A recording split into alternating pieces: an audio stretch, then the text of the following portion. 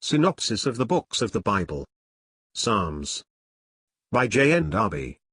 All Scripture is given by inspiration of God, and is profitable for doctrine, for reproof, for correction, for instruction in righteousness, that the man of God may be perfect, thoroughly furnished unto all good works.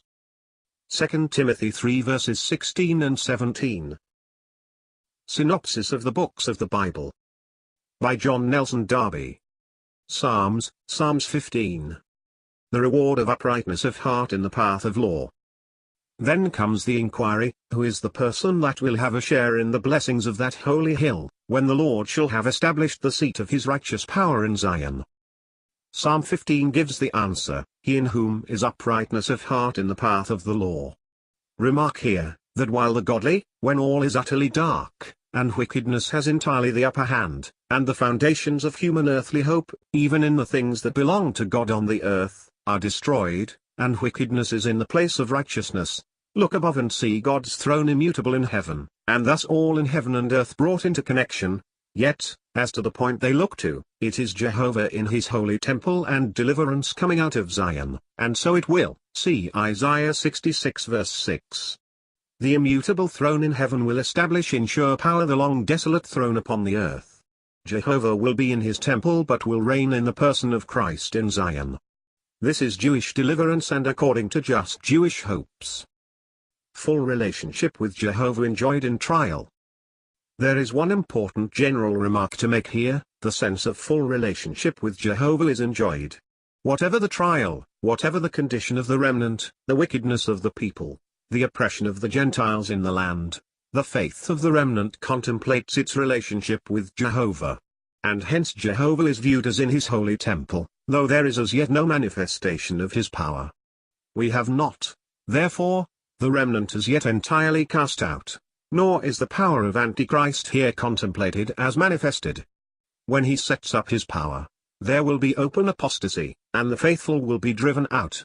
But the wicked and the Gentile, as such, in the land, are contemplated. We learn clearly from this psalm, Psalms 11, that the wicked is characteristic. It is plural, except verse 5 where it is in contrast with the righteous. The scope of Psalms 11 to 15, the remnant among the nations, looking on in faith to deliverance out of Zion. These psalms, passing over the driving out from Jerusalem, go on in hope to another scene, the deliverance wrought by Jehovah when he is indeed returned to Jerusalem, not the destruction of Antichrist by the Lord coming from heaven, but the driving out of the Gentile oppressors by Jehovah established in Zion. Hence all Israel is brought in, Psalm 14 verse 7. And their salvation comes out of Zion. Hence these psalms, as far as they refer to Christ, look at the time in which he walked on earth before his final rejection. They do not save Psalm 2 and Psalm 8, directly refer to him, but to the remnant.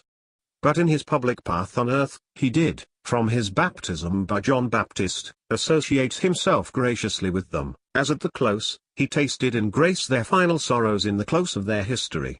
These psalms present to us the state of the remnant while still having their place among the nations who have not yet openly broken, in apostasy, with Jehovah, but whose wickedness is, in fact, showing itself, and ripening to its highest pitch.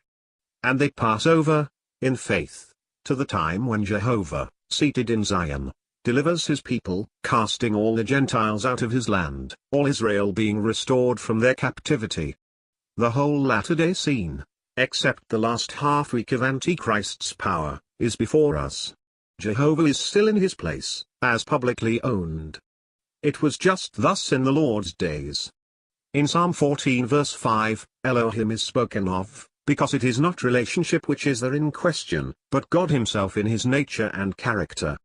Not man, or anything human, or even Satan's power, was there, but God was in the generation of the righteous,